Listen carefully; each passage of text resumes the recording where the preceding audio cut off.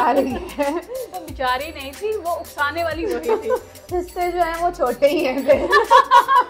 ये सच कहूँगी आप उतना ही फ्रेंडली हैं। मुझे लड़कों ने बहुत सारे ऐसे मैसेजेस किए हैं। आप इस चीज की हकदार हैं क्योंकि जो मोहब्बत में दिल रखने के लिए भी बोल दिया होगा उस टाइम। मुझे लगता है 100 में से एक बंदे को मिल भी जाता होगा। रोमांस जो है ना वो मेरा अपना फेवरेट जॉनरा है। सना जावेद ने क्यों 8 दिन एक ही जैसा सूट पहने रखा है? मुझे खुद भी फील हुआ कि यार अब इसको नहा लेना चाहिए, अब इसको चेंज कर लेना चाहिए, लेकिन पता नहीं कैसी राइटर होगी। जबरदस्ती राइटर आप नहीं बन सकते, अब जबरदस्ती आप सिर्फ टाइप राइटर बन सकते हैं।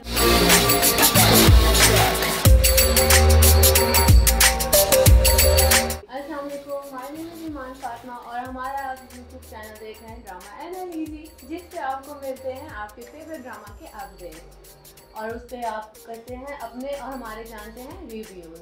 और इसी तरह आज हमारे साथ खूबसूरत एक राइटर मौजूद है। जी मैम, मिस बानशीन कैसी हैं आप? बस मैं ठीक ठाक, आप बताएं कैसी हैं? थैंक यू सो मच आपने हमें इतना अपने टफ टाइम में से जो है ना स्केड्यूल से टाइम नहीं, इट्स माय प्लेजर। अच्छा मुझे बताएं इस कहानी के पीछे क्या वजह थी, क्या राज था कि आपने ये वाली कहानी जो है ना लिखी? देखिए मैं चाहती थी कि जितनी हमारी यंग गर्ल्स हैं उनके लिए एक ऐसी कहानी में लिखना चाहती थी जिसमें थोड़ा सा जो है ना वो कोई सबक भी हो। देखिए हम टीवी के लिए, हम टीवी ड्रामा राइटर्स हैं, हम लोग डायरेक्ट जो है वो तो नहीं दे सकते ना, नसीहत तो हम लोग कर नहीं सकते, और हम पे इल्ज़ाम भी बड़ा है कि ये जी लोगों को बिगाड़ने का। तो मैंने कहा चले बिगाड़ने का ठेका हम ज़बरदस्ती हमारे ऊपर डाल दिया गया, जो कि हमने डाला तो नहीं, लेकिन चले मेरी कोशिश यही थी कि चले इसी बहाने से कुछ अच्छा सिखा दूँगी, लड़कियों को बता दूँगी कि हर एक पे एतबार नहीं किया जाता और हर बंदा नहीं होता एतबार के काबिल। तो बस मेरी एक छोटी सी ये कोशिश थी, लेकिन आवाम ने बहुत ज़्यादा उसको पसंद किया, तो मुझे लगता है कि मेरे लिखने का मकसद पूरा हो गया। ऐसे ही अब मुझे बताएं कि कितना मुश्किल होता है एक सामने ड्रामा अगर लिखना है, तो आप क्या क्या अपने पॉइंट ऑफ व्यू सामने रखते हैं, क्या क्या पॉइंट्स होते हैं वो? देखिए लिखना जो ड्रामा है ना ये बहुत मुश्किल है लिखना, ये अपने आप में कितनी बड़ी जिम्मेदारी है, और क्योंकि उसके लिए हम जवाबदेह होते हैं, तो उसके लिए हमें बहुत ज़्यादा कॉन्शियस होकर लिखना पड़ता है, और सारे एस्पेक्ट्स जो है ना उनको हमें मद्देनज़र रखना ही रखना है।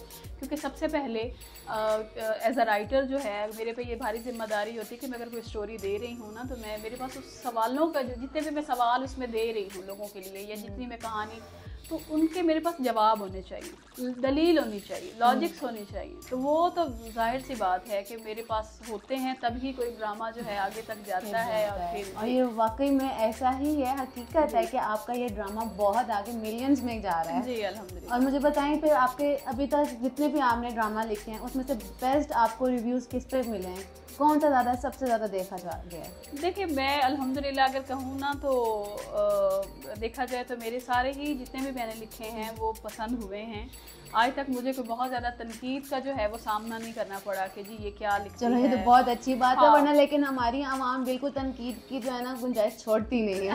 नहीं तनकीद होती है, मेरे पे भी होती है, किरदारों पे भी हो रही होती है, लेकिन देखिए वो इतना तो ऑडियंस का हक है जब वो हमारे टीवी ड्रामास के लिए टाइम निकाल रहे हैं, और अपना देखिए ज़िंदगी तो सबकी मसरूफ़ है ना, और किसी के पास भी किसी के लिए टाइम तो होता नहीं है, तो अगर वो 1 घंटा हमारे प्राइम टाइम के सीरियल के लिए निकाल रहे हैं ना, तो मेरे ख्याल में ये बहुत उनके लिए हमारे लिए ये बड़ी बात है, और अगर वो करते भी हैं तनकीद ना तो फिर उनका हक है।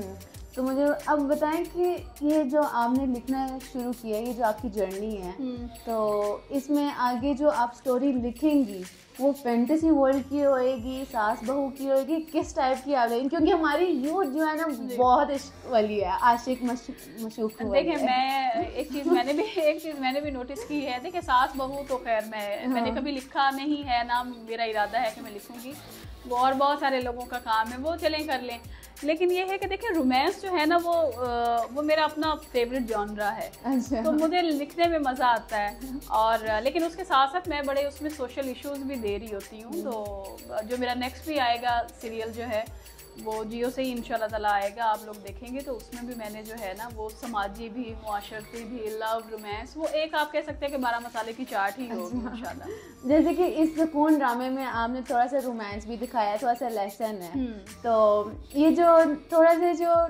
अपनी लाइन चेंज करने वाला है वो आपने लेसन दिया है कि हाँ वो एक लड़की जो है अपने चेंज कर लेती है, लाइन चेंज कर लेती है, उसको अपना बंदा पसंद नहीं आता तो वो किसी और के साथ जो है ना अपनी लाइफ गुजारने का सोच लेती है। तो ये जो रोमांस का सीन है ये आप कितना आगे तक लेके जाएंगी अपने ड्रामा सीरियल्स में, यानी कि अपनी राइटिंग में कितना लेके जाएंगे, डेप्थ कितनी होएगी उसके अंदर?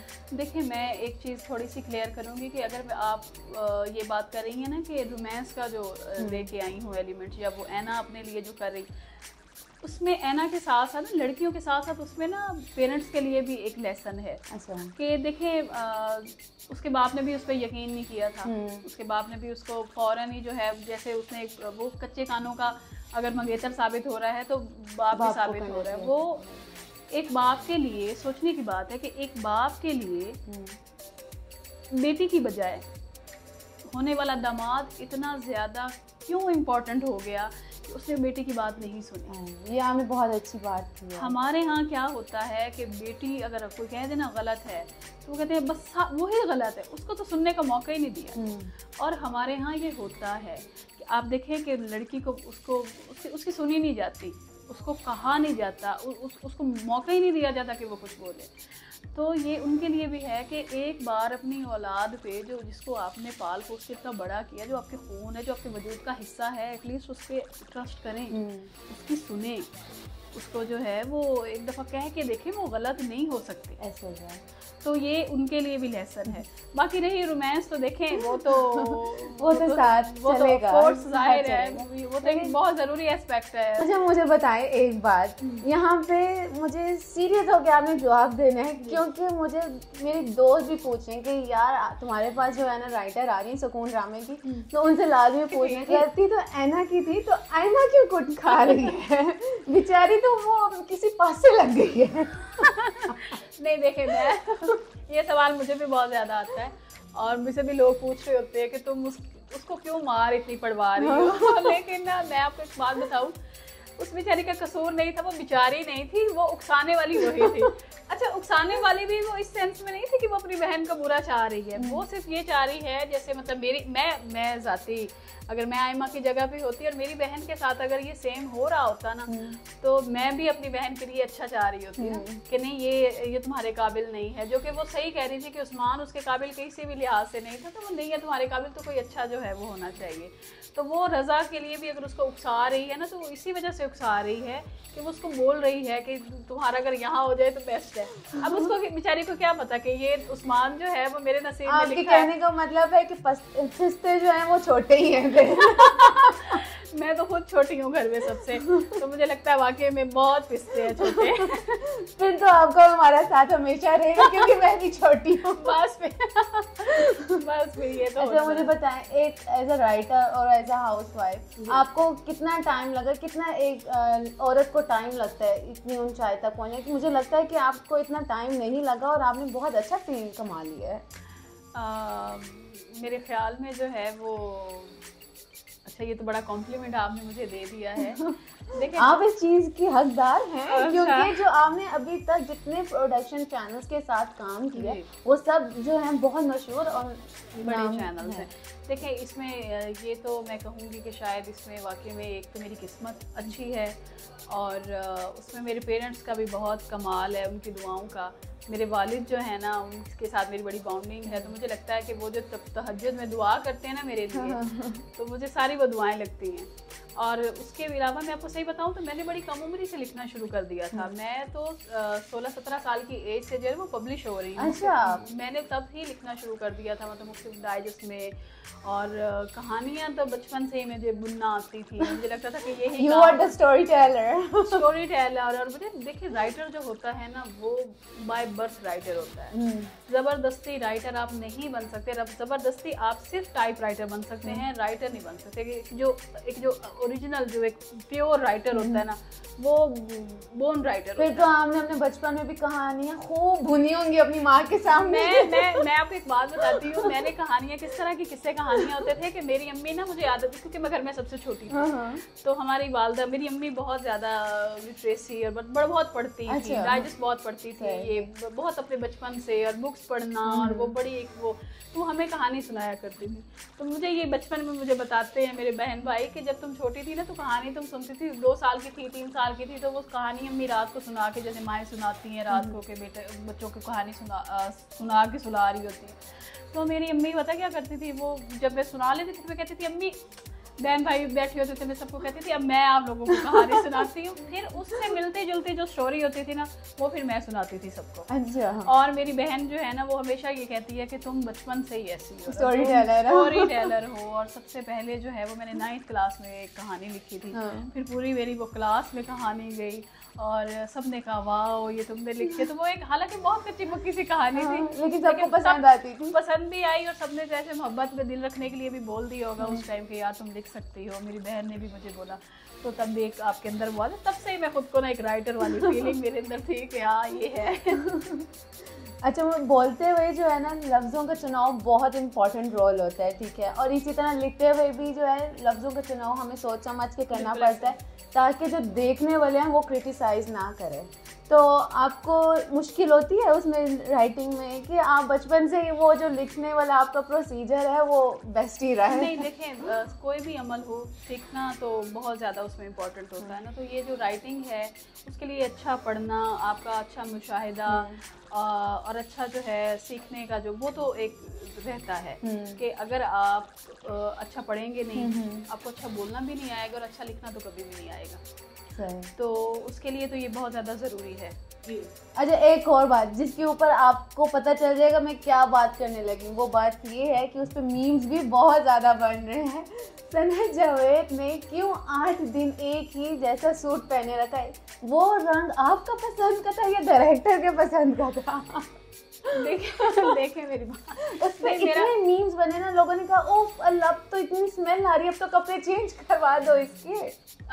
मेरे तक भी आई थी ये चीज़ें। नहीं जो उसने नीला जोड़ा पहना था, नीला जोड़ा मुझे खुद ब्लू कलर बहुत पसंद है। अच्छा, यानी कि आपने अपनी फरमाइश पे वो साथ में? फरमाइश नहीं थी, फरमाइश तो आप नहीं कह सकते, लेकिन मैं हुआ ये था कि बाज़ दफ़ा डायरेक्शन में जो चीज़ें होती हैं ना वो किसी और तरह से वो चल रही थी। वो जो एक हमारा क्या कहना चाहिए था, जो एक सिचुएशन थी कि जब ऐना घर से निकली बाहर, मतलब वापस आई या उसका निकाह हुआ, जो मतलब एक उसकी जो ज़िंदगी ने जो एकदम से जो 390 का वो जो एंगल पे जो हुई पलटी है ना, तो उसमें क्या हुआ था कि ड्रामा के एपिसोड जो, क्योंकि पेस भी थोड़ा उसका स्लो है ड्रामे का, जो कि डायरेक्टर की वजह से मतलब या उन्होंने प्रोडक्शन की उनके अपने वो चीज़ें थी उसमें उन्होंने किया, लेकिन वो कहानी थी सिर्फ 2 दिन की कि 2 दिन में हुआ कि एक पूरा दिन वो वहाँ से, लेकिन उसके अंदर बहुत सारी ऐसी सिचुएशंस हो रही हैं जो किसी भी मेरे ख्याल में किसी डायरेक्टर के लिए भी ये पॉसिबल नहीं था कि उसको 2 एपिसोड में वो निकालता या 3 में निकालता।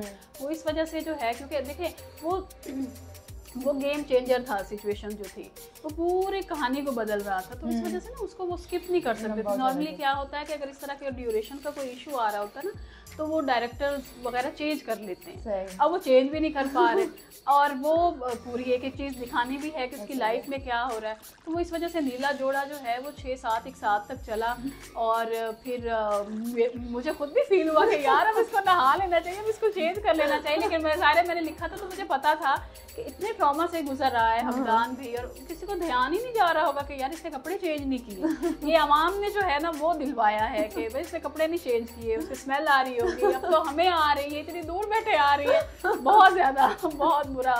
लेकिन आपको ये न्यूज़ देख के कितना मज़ा आया था मुझे ये बताइए? मैंने एंजॉय बहुत किया था। बहुत आपके दिल पे तो नहीं लगी ये बात? नहीं, मैं इतनी छोटी छोटी बातें मेरे दिल पे। तो फिर तो मैं अवाम को कहूँगी हाँ भी ऐसे मीम्स आप देखते रहा करें प्रोग्राम्स और ऐसी डायरेक्शन हाँ मुझे नहीं इतनी छोटी बातें दी, मज़ा आया था। हाँ अच्छी बात है फिर। अच्छा, इन मीम्स ये जो मीम्स आउट हुए हैं तो इनकी वजह से आपकी रेटिंग पे, ड्रामास की जो रेटिंग है उन पर फ़र्क पड़ा?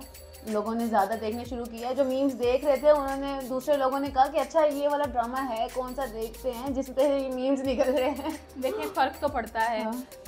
अच्छा ये बुरा इम्पैक्ट आता ज़रूर है क्योंकि सोशल मीडिया बेसिकली इतना जो है वो स्ट्रॉन्ग प्लेटफॉर्म बन चुका है कि अगर कोई चीज़ ट्रेंड कर रही है तो लोग ऑफ कोर्स उस चीज़ पे वो एम ही तो नहीं कर रहे।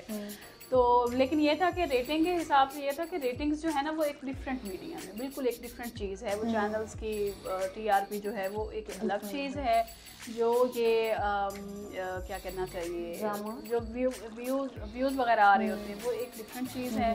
और मैं आपको बताऊं कि जो चैनल्स जो है ना वो टीआरपी पे चल रहे होते हैं। वो वहाँ पे किसी भी सीरियल की कामयाबी का जो राज है ना वो उसकी टीआरपी है कि वो कितना जो है वो लीड कर रहा है, कितनी सक्सेस जो है। अच्छी चीज़ है, मतलब वो भी काउंट होते हैं जो उसके व्यूज़ भी, लेकिन वो आपकी कामयाबी का जो है ना वो नहीं तय करते। आपकी कामयाबी का रास्ता नहीं, वो ये तय नहीं करते कि ये ड्रामा हिट है। मतलब अगर किसी सीरियल के 70 मिलियन व्यूज है, मैं जस्ट सपोज, और उसकी टीआरपी नहीं आ रही, तो इट मींस कि वो ड्रामा जो है ना वो टीवी चैनल्स या मीडिया वर्ल्ड में जो है वो फेमस नहीं है, वो फ्लॉप है। फ्लॉप भी नहीं कहूँगी, लेकिन ये है कि अगर वो लीड नहीं कर रहा, देखिए 3 बड़े मेजर चैनल्स हैं ना जिनका आपस में मुकाबला होता है, तो जो लीड कर रहा है, चाहे वो एक, मैं कहती हूँ किसी पॉइंट से भी लीड कर रहा है, तो बस ये है कामयाबी। अच्छा मुझे बताएं, जो एहसन है वो आगे अपनी मोहब्बत के साथ फेर रहेगा कि वो उसका खराब हो जाएगा सारा सीन? देखें अभी थोड़ा सा तो आपको थोड़ा सी खट्टा मीठा डालना पड़ेगा हमारे चैनल के लिए। मेरे ख्याल में जो है वो इस तरह तो मज़ा ख़राब हो जाएगा। आप लोग देखें उसको और फिर मुझे भी बताइएगा कि आप लोगों को कैसा लगा, आप लोग अंदाजे लगाएं अभी। और आप थोड़े से तो हमें अपडेट्स देंगे ना हमारे व्यूअर्स के लिए, ताकि हम उनको अपडेट कर सकें। तो क्या आप थोड़ा सा, ये है कि आप लोग उसको ज़रूर देखें ताकि मुझे भी आप लोगों के रिव्यूज़ पता चल सके, लेकिन आप परेशान ना हो, आप और आपकी ऑडियंस अच्छा ही करेंगे, अच्छा ही सोचेंगे।